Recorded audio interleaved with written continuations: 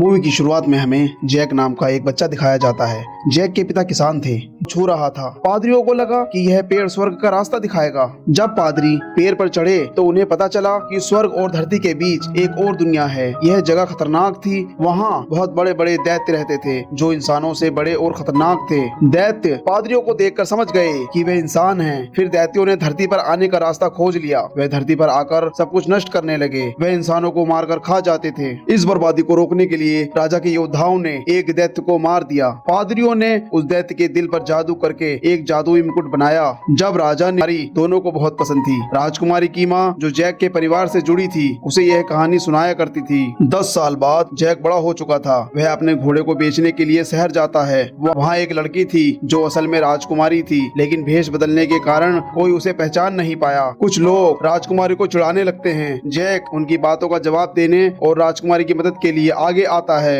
एक लड़का जैक के चेहरे पर मुक्का मार देता है, लेकिन जैक की धमकी के बाद वह सब डरकर झुक जाते हैं। जैक को लगता है कि उसने उन्हें डरा दिया, लेकिन बाद में उसे पता चला कि वह लोग राजकुमारी के अपने लोग थे। इसी वजह से वह झुके थे। फिर राजकुमारी उनके साथ चली जाती है। इसके बाद रोडिक नाम के एक व्यक्ति को दिखाया जाता है। राजकुमारी के पिता चाहते हैं कि राजकुमारी की शादी रोडिक से हो जाए, लेकिन राजकुमारी रोडिक को पसंद नहीं करती थी और उससे शादी करने के लिए तैयार नहीं थी। रोडिक अपने अध्ययन वाले कमरे में जाता है जहाँ सब कुछ बिखरा हुआ था। वह यह पता लगाने की कोशिश करता है कि वहाँ क्या गड़बड़ है। तभी उसे एक पौधे के गमले में एक मुकुट मिलता है जो 1 साल पहले विशालकाय दैत्य के दिल से बनाया गया था, लेकिन एक किताब में कुछ जरूरी चीज गायब थी। रोडिक बीन्स नहीं है, ये जादुई बीन्स हैं। ये इतने शक्तिशाली हैं कि पूरी दुनिया को बदल सकते हैं। इन्हें किसी भी कीमत पर खोना मत, और सबसे जरूरी बात, इन्हें कभी भी पानी में मत डालना। पादरी जैक का घोड़ा लेकर चला जाता है, लेकिन थोड़ी दूर जाकर पकड़ा जाता है। जब जैक घर लौटता है तो उसके चाचा बहुत गुस्सा होते हैं। वे चिल्लाते हैं, ये क्या किया तुमने? घोड़े की जगह ये बीन्स ले आए। उस पादरी ने तुम्हें बेवकूफ बनाया है। गुस्से में वह बीन्स को जमीन पर फेंक देते हैं। जैक उन्हें उठाने लगता है, लेकिन उनमें से एक बीज लकड़ी के फर्श के छेद से नीचे गिर जाता है। जैक इस पर ध्यान नहीं देता। बाहर तेज बारिश हो रही थी। उसी समय राजकुमारी वहाँ से गुजर रही थी। वह रोडिक से शादी करने के लिए तैयार नहीं थी, लेकिन अपने घर से चुपके से निकल गई थी। बारिश से बचने के लिए वह जैक के लकड़ी के घर में शरण लेती है। जैक को पता चलता है कि वह राजकुमारी है। दोनों बातें करने लगते हैं। अचानक बारिश का पानी लकड़ी के छेद से होकर उस बीज तक पहुंच जाता है जो नीचे गिर गया था। पादरी ने कहा था कि बीज को पानी से बचाकर रखना। जैसे ही बीज पानी में भीगता है वह तेजी से उगने लगता है।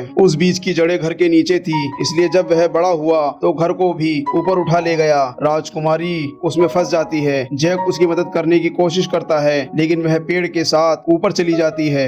अगले दिन राजकुमारी के पिता राजा वहाँ आते हैं। वे एक ऊंचा पेड़ देखते हैं जो आसमान को छू रहा था। उसका अंत तक दिखाई नहीं दे रहा था। जैक राजा को सब कुछ बताता है। राजा सब कुछ सुनने और देखने के बाद कहता है, जाओ मेरी बेटी को बचाओ। रोडिक कहता है, मैं भी अपनी होने वाली पत्नी को बचाने जाऊंगा क्योंकि मैं उससे प्यार करता हूँ। जैक भी उनके साथ जाने के लिए कहता है। वे सभी पेड़ पर चढ़ने के लिए तैयार हो जाते हैं। पेड़ पर चढ़ते समय रोडिक चालाकी से रस्सी काट देता है। इससे कुछ सूरवीर नीचे गिरकर मर जाते हैं। जब वे इतनी ऊंचाई पर पहुंच जाते हैं जहां आकाश और पृथ्वी के बीच का क्षेत्र था, रोडिक जैक से कहता है, मुझे पता है कि तुम्हारे पास जादुई बीन्स हैं, उन्हें मुझे दे दो। रोडिक जैक को चाकू दिखाकर धमकाता है और उससे बीन्स छीन लेता है, लेकिन जैक चालाकी से एक बीज अपने पास बचा लेता है। इसके बाद वे 3-3 सदस्यों के समूह में बैठकर राजकुमारी की तलाश शुरू करते हैं। हर जगह खतरा होता है। जैक और उसके साथियों के सामने एक बहुत बड़ा दैत्य आ जाता है। वह जैक के दोनों साथियों को पकड़कर ले जाता है। जैक उस दैत्य का पीछा करता है क्योंकि उसे यकीन था कि राजकुमारी वहीं छिपी होगी जहां वह दैत्य जा रहा था।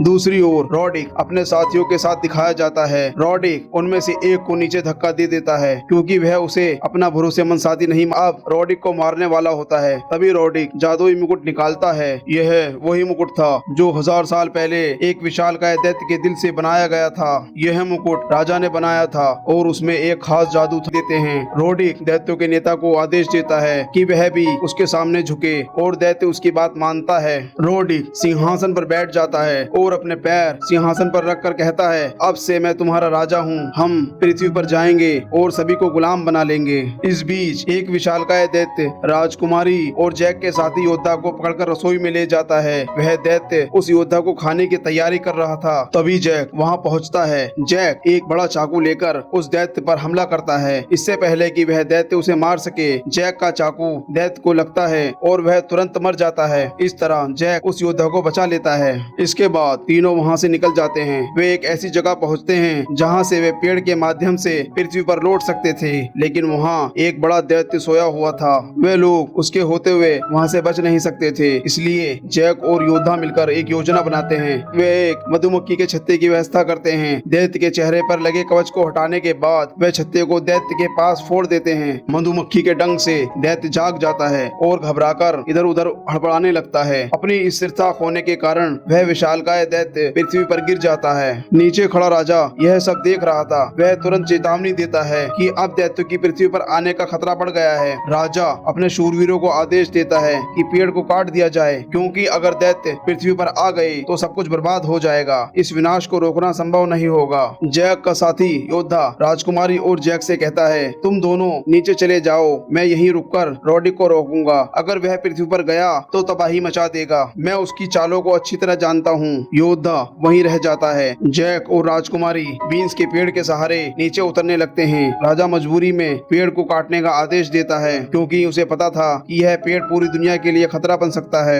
दूसरी ओर रॉड्रिक दैत्यों के साथ पृथ्वी पर जाने की तैयारी कर रहा था, लेकिन योद्धा छिपा हुआ था। दैत्यों के उतरने से पहले ही योद्धा रॉड्रिक पर हमला कर देता है और उसे मार देता है। रॉड्रिक का मुकुट वहीं गिर जाता है। पृथ्वी पर शूरवीरों द्वारा पेड़ काट दिया गया था। पेड़ धीरे धीरे गिरने लगता है। योद्धा भी पेड़ के साथ नीचे गिर रहा था। इसके अलावा राजकुमारी और जैक भी गिरने लगे, लेकिन तीनों किसी तरह बच जाते हैं। उधर दैत्यों के नेता को मुकुट मिल जाता है। वह मुकुट अपनी उंगली पर पहन लेता है और सभी दैत्य उसे अपना राजा मान लेते हैं, लेकिन पेड़ कटने के कारण वे पृथ्वी पर नहीं पहुंच सकते। दैत्यों को वहीं एक छोटी थैली मिलती है जिसमें जादुई बीन्स थी। दैत्यों का राजा उन बीन्स को पानी में फेंक देता है। तुरंत वहां से विशाल वृक्ष उगने लगते हैं। दैत्य उन वृक्षों को पृथ्वी की ओर बढ़ने का निर्देश देते हैं। दूसरी ओर राजा को उसकी बेटी मिल जाती है। वह बहुत खुश होता है। जैक भी यह देखकर खुश होता है, लेकिन राजा को यह नहीं पता था कि जैक और राजकुमारी एक दूसरे को पसंद करने लगे हैं। आम आदमी होने के नाते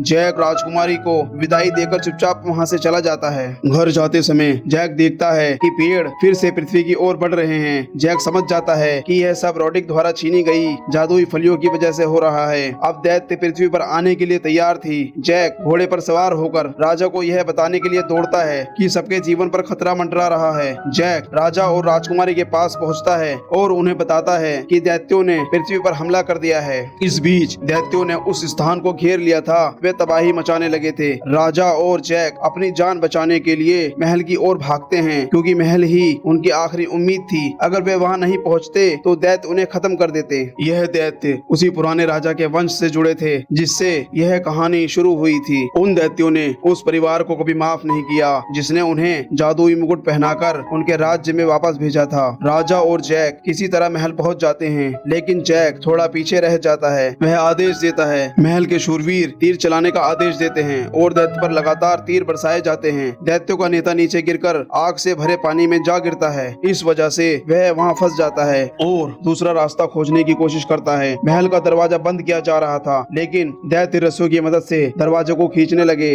राजा के शूरवीर दरवाजा को रोकने की कोशिश कर रहे थे। इस बीच दैत्य जलते हुए पेड़ों को महल के अंदर फेंकने लगे। एक दैत्य जलता हुआ पेड़ महल की दीवार पर फेंकता है, जिससे दीवार टूट जाती है। यह सब देखकर राजा निराश हो जाता है। वह राजकुमारी को एक गुप्त कमरे में भेजने का आदेश देता है। राजा कहता है, यह गुप्त रास्ता तुम्हें एक जगह ले जाएगा जहाँ एक मशाल है। इसे जलाने से लोगों को पता चल जाएगा कि हम संकट में हैं। जैक और राजकुमारी जैसे ही वह महल में मशाल के पास पहुँचते हैं, पृथ्वी फटने लगती है। आग में गिरा दैत्य नेता जमीन फाड़कर बाहर आ रहा था। बाहर निकलते ही वह जैक और राजकुमारी पर हमला करता है और उन्हें पकड़ लेता है। दैत्य जैक को खाने की कोशिश करता है, लेकिन जैक अपनी आखिरी जादुई बीन निकालता है। वह बीन को दैत्य के मुंह में फेंक देता है। बीन जैसे ही दैत्य के पेट में पहुंचती है, उसे अजीब सा महसूस होता है। वह जैक और राजकुमारी को छोड़ देता है। बीन्स के जादुई असर से दैत्य के पेट के अंदर पेड़ उगने लगते हैं। इससे दैत्य का शरीर टूट है। दूसरी ओर बाकी सभी दैत्य महल में घुस चुके थे। राजा और उसके शूरवीर उनका सामना कर रहे थे, लेकिन तभी सभी दैत्य घुटने टेक देते हैं। वो पीछे मुड़कर देखते हैं कि जैक मुकुट लेकर खड़ा है।